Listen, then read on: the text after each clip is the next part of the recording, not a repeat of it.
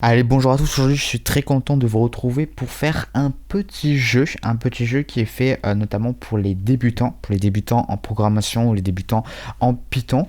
Donc ce jeu est assez simple, il sera réalisé quand même assez rapidement. Le jeu consiste à deviner le bon nombre. Alors qu'est-ce que ça veut dire en fait? C'est-à-dire qu'en fait on va faire un programme où l'utilisateur doit deviner le bon nombre, c'est-à-dire un nombre compris entre 1 et 100. Le nombre sera créé au départ par le programme et l'utilisateur a 3 essais. Donc je vais plutôt dire le nombre sera créé au départ au hasard par le programme, comme ça au moins ce sera peut-être un peu plus explicite. Donc ce que je vous invite à faire, c'est d'essayer de le faire par vous-même et ensuite de regarder du coup ma correction. Alors après ma correction c'est juste une correction, il y en a plusieurs, il y a plusieurs solutions pour faire ce jeu. Donc voilà, ce n'est pas du moment que ça fonctionne, du moment que vous avez un nombre qui est créé au hasard au début et que l'utilisateur peut faire 3 essais, c'est-à-dire c'est 3 fois de deviner le bon nombre, c'est bon. Voilà, donc du coup, on va commencer sans plus attendre. Alors, qu'est-ce qu'on va faire? Donc, en gros, ce qu'il faut qu'on fasse, c'est qu'il faut qu'on crée le nombre, tout d'abord, au hasard, au tout début. Ok, donc ça veut dire qu'on va utiliser du random, tout simplement. Donc, ce qui est bien, c'est qu'on a une librairie, en fait, qui s'occupe déjà du random, en fait, enfin, du hasard, de générer aléatoirement des nombres en Python. Donc ça, c'est ok. Et ensuite, ce qu'on va devoir faire, c'est qu'on va devoir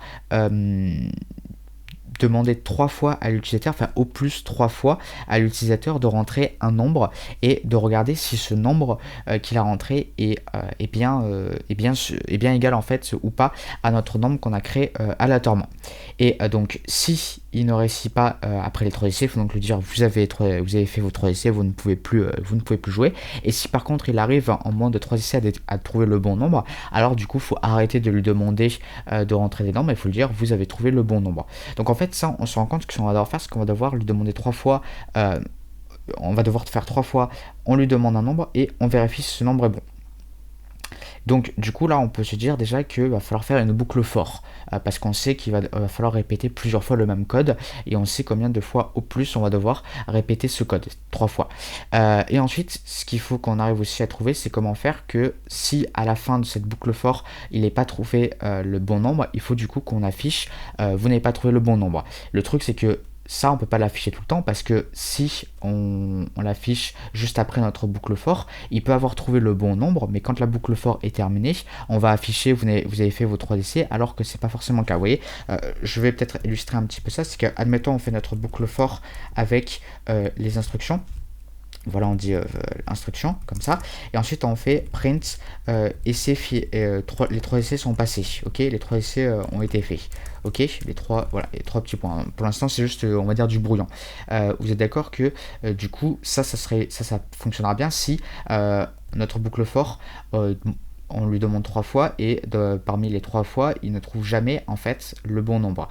Le truc c'est que si ensuite s'il trouve le bon nombre, automatiquement ce print va être fait. Donc du coup il faudra l'exécuter uniquement s'il ne trouve pas le bon nombre. Donc avec un if, avec une condition. L'autre condition, ce qu'on pourrait tout simplement faire, c'est un booléen.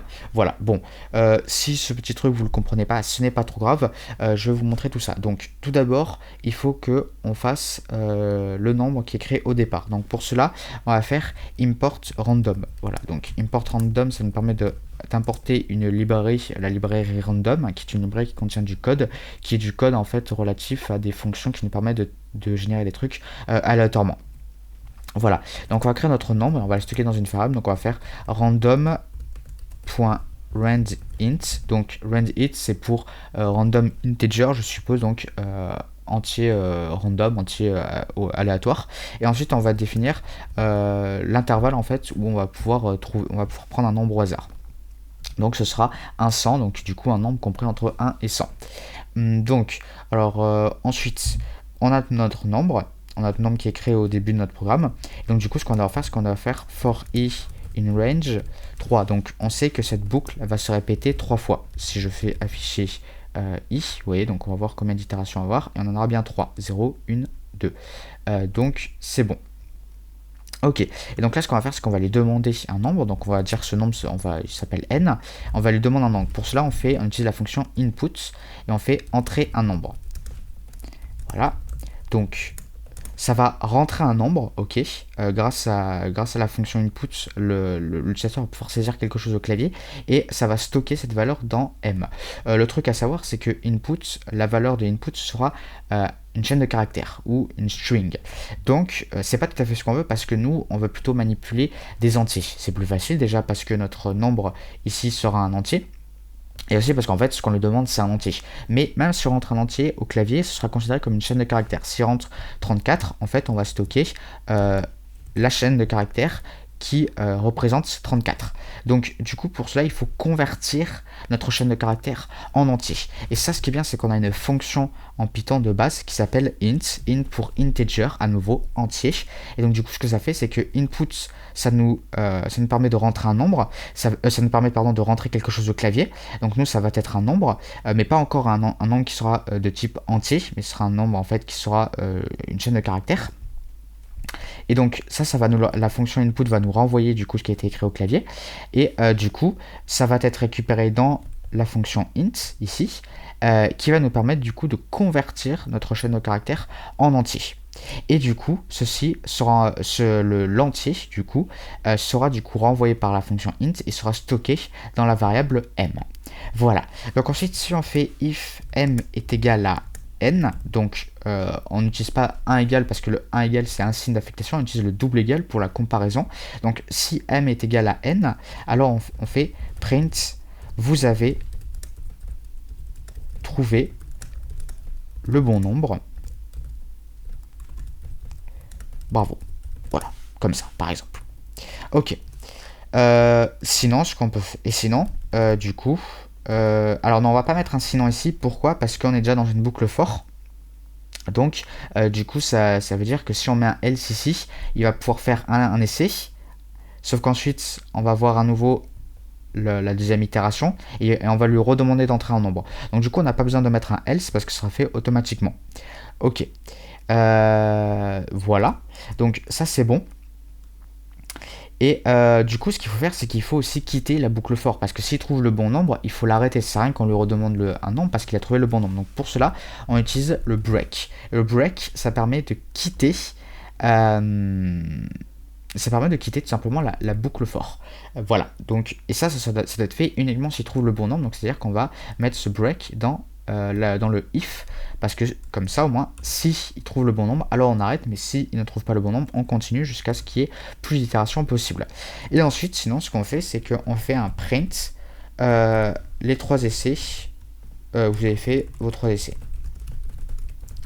Voilà. Alors comme je vous avais dit, le truc c'est que dans tous les cas ça sera affiché une fois que la boucle for sera terminée. Et s'il trouve le bon nombre, ça sert à rien qu'on mette vous avez fait vos 3 essais. En fait, ce print, on va plutôt dire que c'est que vous avez fait vos 3 essais et vous n'avez pas trouvé le bon nombre. Et vous n'avez pas trouvé le bon nombre. Donc, du coup, comment faire pour afficher ce print uniquement quand on sait qu'il n'a pas trouvé à l'issue des 3 essais? C'est tout simplement fait d'utiliser par exemple une variable boolean. Donc, ce qu'on va faire, c'est qu'on va faire verif qui est égal à true. Voilà, par exemple. Alors le nom de la variable, je sais pas trop comment on l'appelait honnêtement, donc n'y voyez pas forcément un sens dans le nom de la variable honnêtement. Et donc en fait ce qu'on va faire c'est que si il trouve le bon nombre, on va mettre verif égale à false. Ok, et vous allez comprendre après. Donc ensuite je fais if verif afficher, on fait du coup exécuter la fonction print avec vous avez fait votre essai, vous n'avez pas trouvé le bon nombre. Donc alors du coup qu'est-ce que ça fait? Donc on a verif qui est initialisé à true, ok, un booléen. Ensuite si il trouve le bon nombre, on met verif à false. Donc du coup ça veut dire qu'après si on fait if verif, ça veut dire que ça sera exécuté uniquement si verif est à true.